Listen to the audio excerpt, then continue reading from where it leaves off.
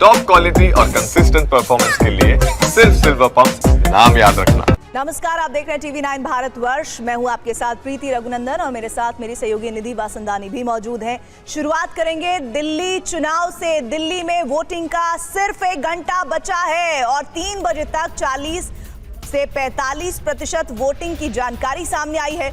दिल्ली में वोटिंग के दौरान 3 जगहों पर तनाव हुआ है। वो जगह है जंगपुरा, सीलमपुर, जहां तनाव की खबरें हैं। इधर आप नेताओं, दिल्ली पुलिस के बीच बहस की भी खबर आ रही है। तो सिर्फ 1 घंटा बाकी और दिल्ली वालों, जल्दी से अगर आपने वोट नहीं किया है तो निकलिए अपने घर से और वोट कीजिए, क्योंकि वोट का परसेंटेज बढ़ाने का जिम्मा आपके कंधों पर है। इस बीच खबर ये कि आपके जरिए खबर ये आ रही है कि आप और दिल्ली पुलिस के बीच बहस हुई है। 3 जगह जिसमें जानकारी मिल रही है, सीलमपुर और जंगपुरा, जहां पर तनाव हुआ है और 3 बजे तक जो वोटिंग परसेंटेज है वो है 40 से 45%। 3 तस्वीरें आपको हम दिखा रहे हैं। सीलमपुर दिल्ली में तनाव हुआ है, जंगपुरा में भी दिल्ली में आम आदमी पार्टी और पुलिस के बीच बहस की जानकारी है। वोटिंग से रोकने का आरोप लगाया जा रहा है, ये अहम जानकारी। दरअसल आज दिल्ली में वोटिंग के दौरान 3 जगहों पर विवाद हुआ है और ये तस्वीरें आपके सामने हैं। सीलमपुर में किस तरह से बुरके में फर्जी वोटिंग को लेकर तनाव हुआ है। और एक और बड़ी खबर मिल रही है, आम आदमी पार्टी के सांसद राघव चड्ढा ने आरोप लगाया है वोटिंग से रोक रही है पुलिस। ये राघव चड्ढा का कहना है रिलीवर्स की एंट्री रोकी जा रही है। नई दिल्ली के अधिकांश बूथ पर रोकने का आरोप लगाया है राघव चड्ढा ने।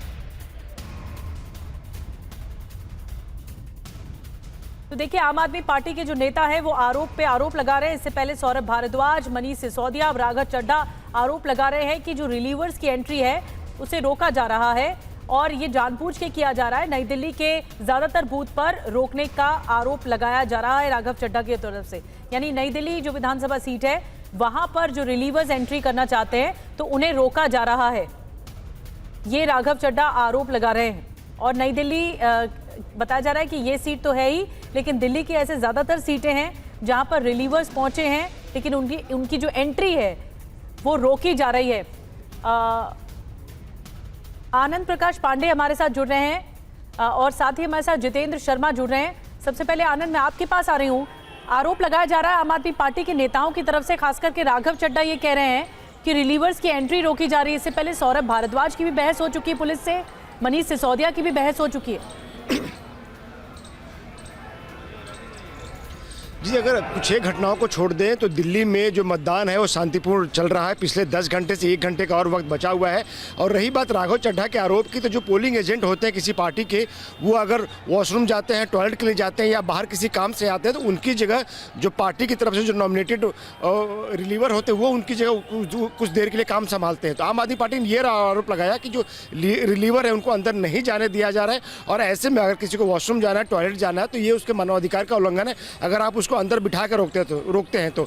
साथ ही साथ एक पार्टी की रणनीति भी होती है। ऐसे आरोप लगा के आप ये भी कोशिश करते हो कि ऐसे मतदाता जो आपके समर्थक है लेकिन किस बात को लेकर नाराज हो, अपने घरों पर बैठे हुए हैं, या फिर बहुत सारे ऐसे आपके समर्थक है जो वोट करने के जिनका मन नहीं है, आप ऐसे आरोप लगा के एक सिंपैथी लेने की कोशिश करते हो। आप ये भी दिखाते हो कि आपके लोगों को परेशान किया जाए ताकि आपके जो समर्थक है, वोटर है, वो घर से निकले। तो हर पार्टी जाहिर तौर पर, खासतौर जो विपक्ष में होती है, वो ऐसे आरोप लगाती है। और जहां भी आप दिल्ली में नजर आएगा आपको आरोप लगाने की घटना, उसके पीछे ही एक रणनीति होती है पॉलिटिकल पार्टी की। अब बुरके में जो फर्जी मतदान के आरोप हो, तो ये बीजेपी एक मैसेज देना चाहती है अपने कोर वोटर्स को कि भाई यहाँ बुरके में फर्जी वोट डाले जा रहा है, आप क्या कर रहे हो घर पे बैठ के, आप भी घरों से निकलिए, वोट दीजिए। तो ऐसे आरोप लगाए जाते हैं। इसकी वजह एक रणनीति होती है। और जैसा कि आपने इस चुनाव में देखा, सोशल मीडिया हो, सड़क हो, AI तक का इस्तेमाल हुआ।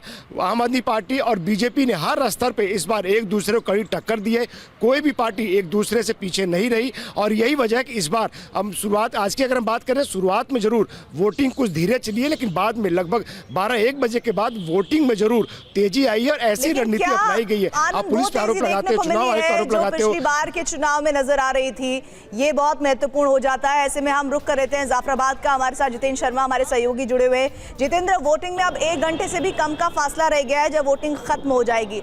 जिस हिस्से में जाफराबाद के आप मौजूद हैं, वहां पर क्या भीड़ नजर आ रही है और वहां पर क्या शांतिपूर्ण तरीके से मतदान हो रहा है?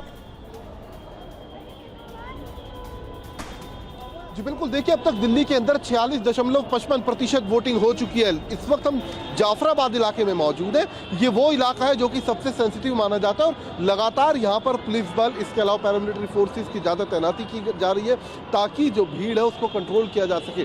इधर आप देखिए तस्वीरें, अब से कुछ देर पहले आम आदमी पार्टी और इसके अलावा कांग्रेस के कुछ समर्थक थे, कुछ कार्यकर्ता थे जो यहाँ पर इकट्ठा हुए। कुछ हंगामे की आशंका थी तो लिहाजा तुरंत पुलिस बल मौके पर पहुंचा और सबको यहाँ से तितर बितर किया गया। दूसरी तरफ ये पोलिंग सेंटर मैं आपको दिखाना चाहूंगा। इस पोलिंग सेंटर पर हम सुबह 6 बजे पहुंचे थे और 7 बजे जैसे यहाँ पर वोटिंग शुरू हुई, 7 बजे से ही लोगों की भीड़ जुटनी शुरू हो चुकी थी। और अभी आप देखिए किस तरीके से लगातार यहाँ पर वोटिंग हो रही है। पुलिस बल भारी संख्या में यहाँ पर मौजूद है। कंट्रोल किया जा रहा है कि किसी भी तरीके से जो पोलिंग है वो शांतिपूर्ण तरीके से हो सके, और होता भी वैसा दिख रहा है। हालांकि 2-3 नॉर्थ ईस्ट के अंदर छुटपुट घटनाएं दिखी, कुछ कई बार दिल्ली पुलिस और इसके अलावा आम आदमी पार्टी के जो कार्यकर्ता थे वो आमने सामने हुए। लेकिन जो ये